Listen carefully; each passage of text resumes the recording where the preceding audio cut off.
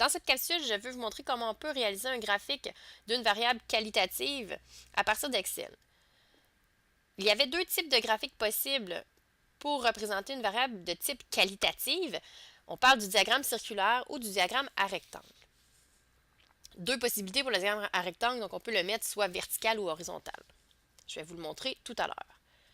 Les données qu'on va utiliser, c'est les données qui proviennent du tableau suivant. Mon titre me renseigne sur la variable étudiée et sur les unités statistiques.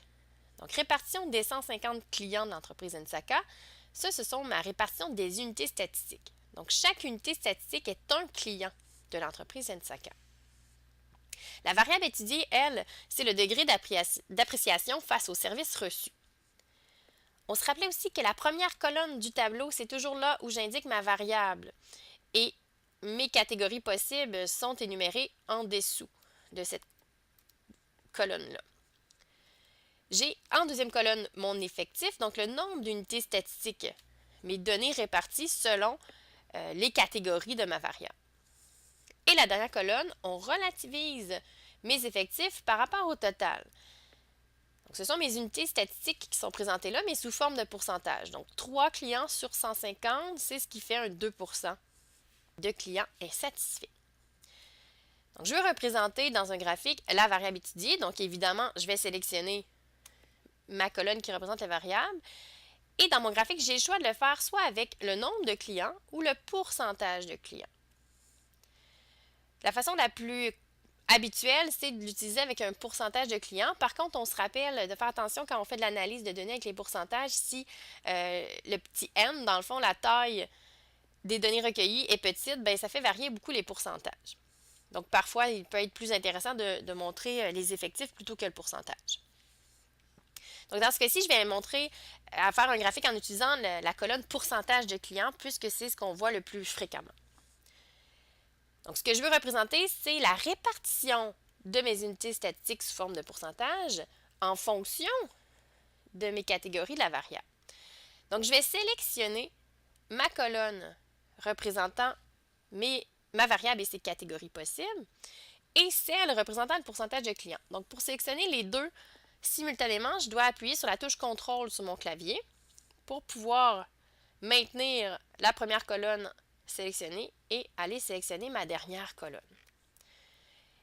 Je vais ensuite aller dans le menu Insertion. Dans mes graphiques, je vais passer par le nuage de points. J'ai un meilleur contrôle lorsque je passe par le nuage de points. Donc, je vais insérer un graphique, nuage de points.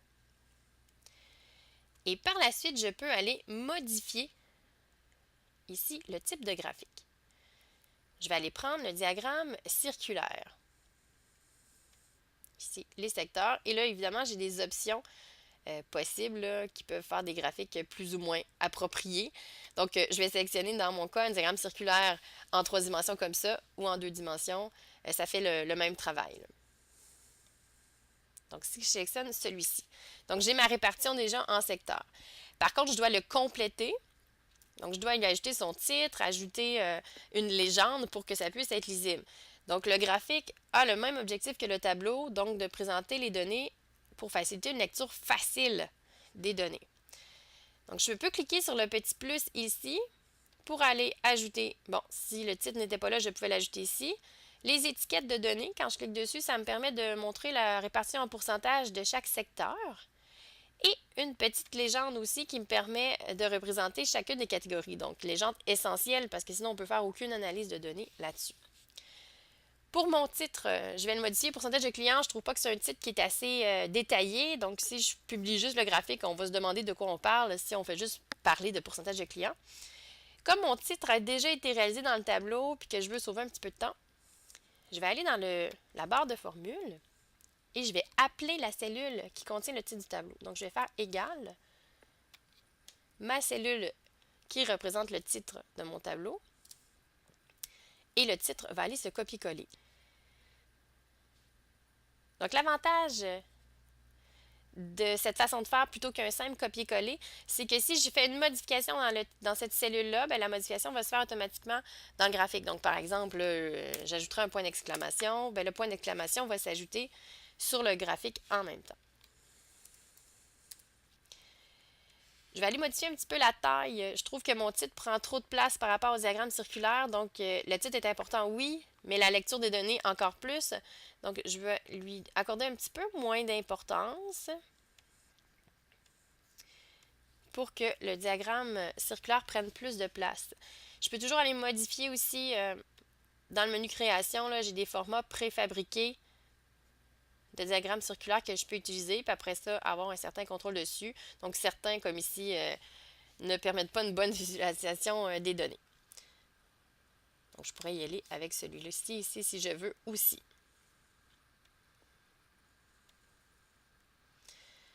Donc, mon diagramme circulaire représente les mêmes données que mon tableau. Ça permet d'avoir une lecture plus facile.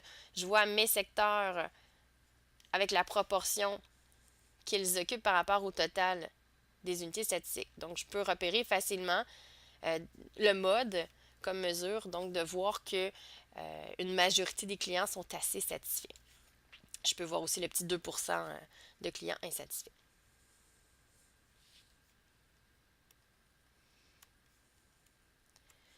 Pour le diagramme à rectangle. Donc, un diagramme à rectangle, c'est sensiblement les mêmes étapes. Je vais passer encore une fois par le nuage de points. Donc, je sélectionne ma colonne représentant ma variable. J'appuie sur la touche contrôle et je vais sélectionner la colonne représentant mes données, ma répartition des données sous forme de pourcentage. Et je vais passer par le nuage de points.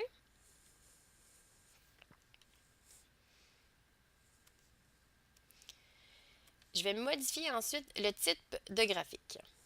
Donc, un diagramme à rectangle, si je le veux horizontal, je vais aller sélectionner celui-là. Donc, ce qui est appelé barre par Excel. Donc, dans un diagramme à rectangle, on se rappelle que les barres ne sont pas collées. Il y a un certain espace aussi et ce ne sont pas des bâtons. Maintenant, il me reste la mise en forme à réaliser. Donc, identification des axes pour que je puisse m'y repérer. Le titre aussi. Donc, le titre est facile à régler, encore une fois, par un appel de cellules.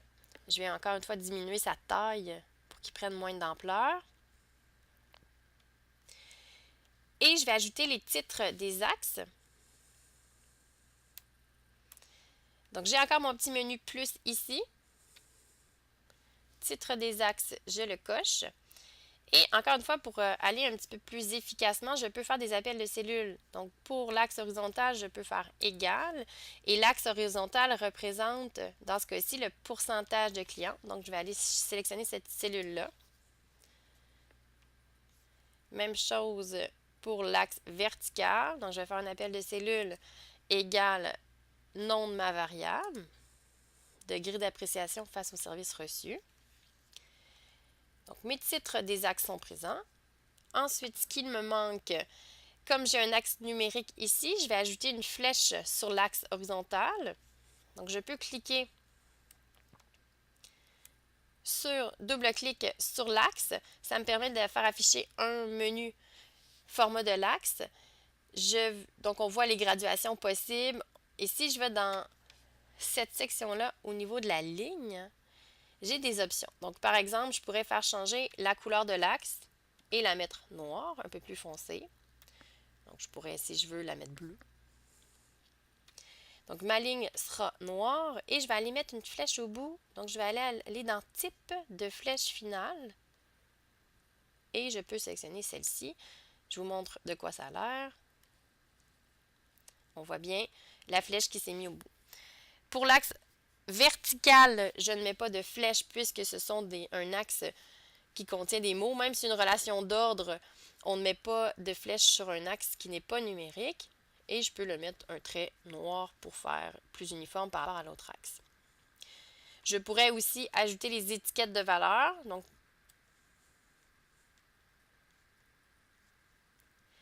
si je clique encore une fois sur mon élément de graphique sur le petit plus, je peux mettre les étiquettes de données, ce qui facilite encore plus la lecture parce que je n'ai pas à aller vis-à-vis mon axe pour repérer la lecture. Donc, j'ai un graphique qui s'appelle diagramme à rectangle horizontal qui est complet. Titre des axes présents, titre du graphique, étiquette de données pour faciliter la lecture et j'ai bien un diagramme à rectangle, donc des bandes non collées et plus large qu'un bâton. Si je voulais faire un diagramme à rectangle vertical, je peux faire la même chose. Donc, je peux repartir du début, sélectionner mes données encore une fois, passer par le nuage de points et modifier mon titre du graphique en allant dans la section histogramme. Je prends le premier. Et donc, mes bandes sont verticales. Elles ne sont pas collées, ce ne sont pas des bâtons. Et je peux par la suite modifier, donc comme je l'ai fait, identifier mes axes. Donc, titre des axes. Je peux aussi aller mettre un axe numérique fléché. Donc, en allant sur le menu ligne, couleur, donc je peux lui mettre encore une fois un trait noir avec une flèche finale au bout. Je peux mettre cet axe-là noir aussi. Je peux aussi faire afficher mes étiquettes de données. Et avec des appels de cellules, je peux aller identifier mes axes. Donc la variable sur l'axe horizontal cette fois-ci. Le pourcentage de clients sur mon axe vertical. Et mon titre plus détaillé, le même que le tableau.